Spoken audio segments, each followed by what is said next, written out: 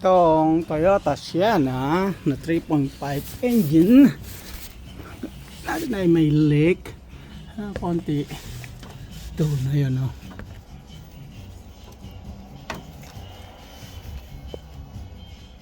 Ayan. Here's ko na may leak sa dun sa gasket. Ito na natanggalin ko, pero sasabay ko na yung oil change nya. Ito yung gasket na papalitan natin. Yan. Okay. Tanggalin na natin. Ayan, natanggal na natin yung mga bolt. Ito yung dun sa kabila dun. Ayun. Ayun, ito yung mga bolt niya. Sumama yung mga studs tayo.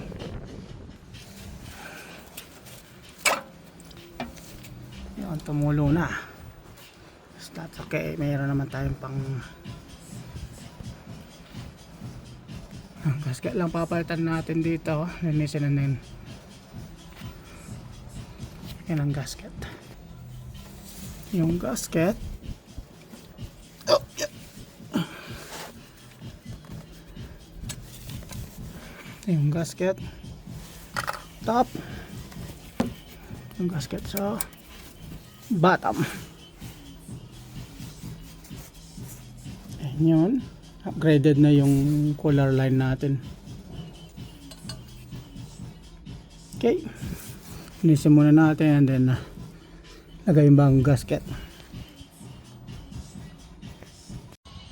Yan, napalitan na natin, malinis na. Ayun dun yung pinagpunan ng leak. Yan, o, kas na to.